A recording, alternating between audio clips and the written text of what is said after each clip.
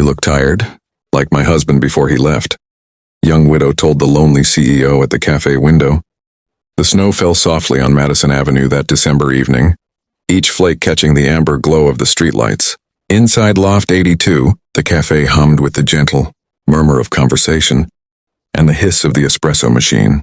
Emma Barrett wiped down the marble counter for the third time, her hands moving in practice circles.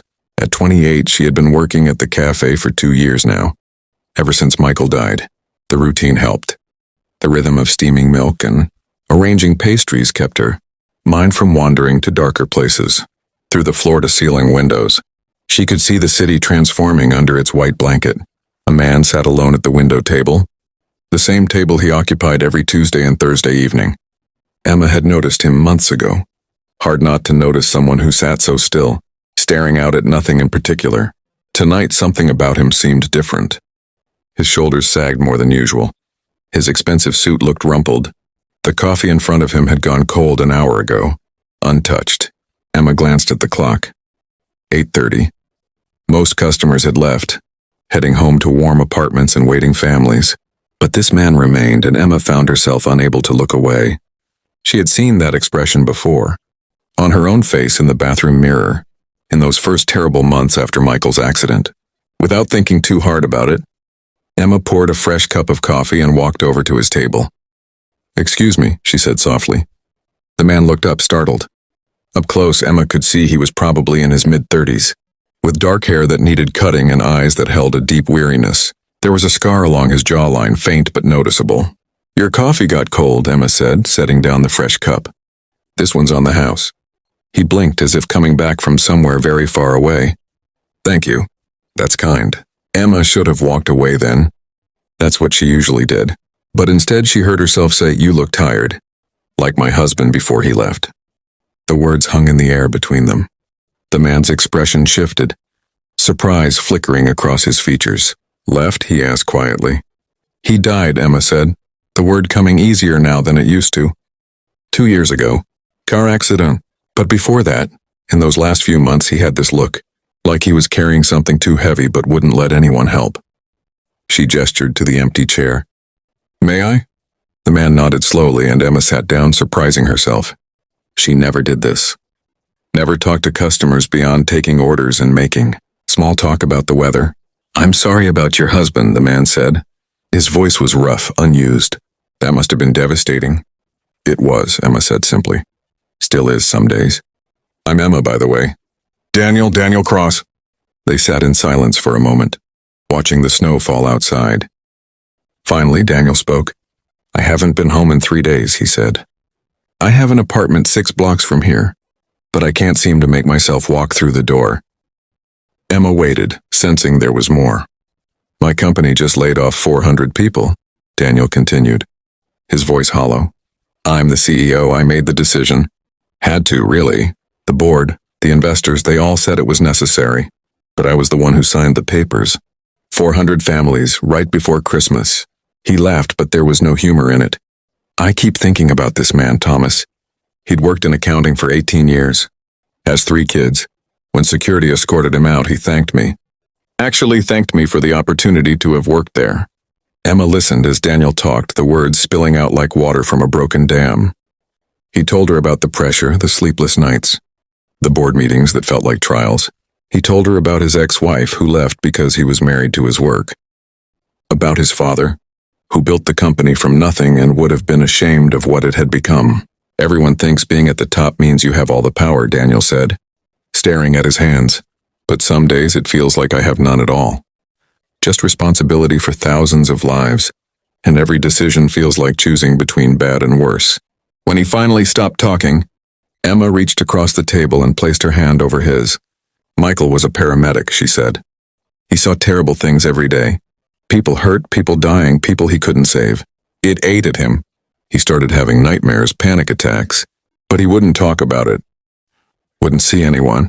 Said he had to be strong." She paused, her thumb tracing a small circle on Daniel's hand. "The night he died, we had a fight. I told him he needed help, that carrying everything alone was killing him. He got angry, said I didn't understand.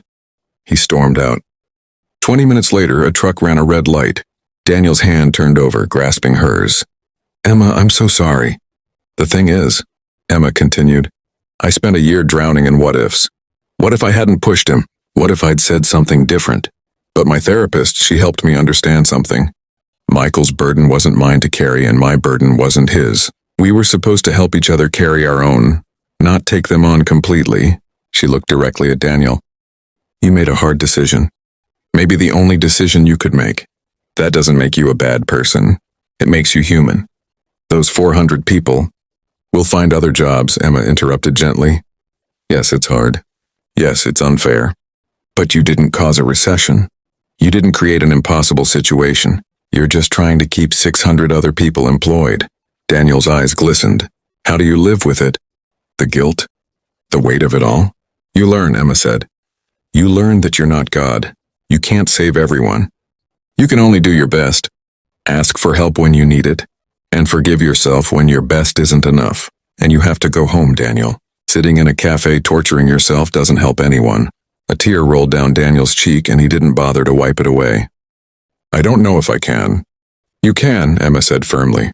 Because tomorrow those 600 people who still have jobs, they need you to be a person, not a ghost. And maybe, just maybe, you can help some of those 400 find new positions. Write recommendations. Make calls. Use your guilt as fuel to do better, not as a weight to drown in. They sat like that for a long moment. Two broken people holding hands across a table in an empty cafe, while snow fell on the city outside. Finally, Daniel took a shaky breath and nodded. Thank you, Emma. I don't know why you took the time to talk to me, but thank you. Emma smiled, a real smile that reached her eyes. Because someone took the time for me once. A barista at a different cafe, actually. After Michael died, I was in bad shape. She sat with me, let me cry, told me her story. Sometimes we just need someone to remind us we're not alone. Daniel stood and Emma walked him to the door. As he buttoned his coat, he turned back to her. Can I come back? He asked. Not just as a customer. I mean, can I come back and talk to you again? I work Tuesday through Saturday, Emma said. 5 to 9. And Daniel? Actually drink the coffee next time. He laughed, a genuine sound that transformed his face. I will, I promise. Emma watched through the window as Daniel walked down the snowy street. His posture a little straighter, his steps more purposeful. She felt something unfamiliar stirring in her chest. Not quite happiness, but something close. Hope, maybe. Her phone buzzed with a text from her sister. Still coming for dinner this weekend? Want you to meet someone. For 2 years, Emma had declined every setup. Every attempt to push her back into the world of the living. But tonight, looking at Daniel's retreating figure and feeling the warmth still, lingering from their clasped hands, she typed back, yes, I'll be there. The cafe was empty. Now, except for Emma, she locked the door and began her closing routine. But her movements were lighter. She thought about Michael, about how he would have liked Daniel, how he would have wanted her to keep living, keep connecting, keep finding reasons to smile.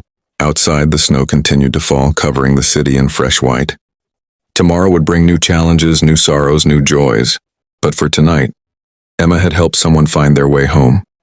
And in doing so, she had taken another step toward finding her own. As she turned off the lights and stepped out into the winter night, Emma looked up at the falling snow and whispered, I'm okay, Michael. I'm going to be okay. The city lights sparkled on the fresh snow, and somewhere in the distance, church bells chimed the hour.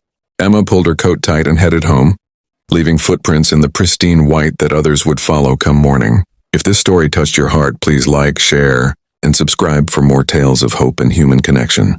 Leave a comment below, telling us about a time a stranger showed you unexpected kindness.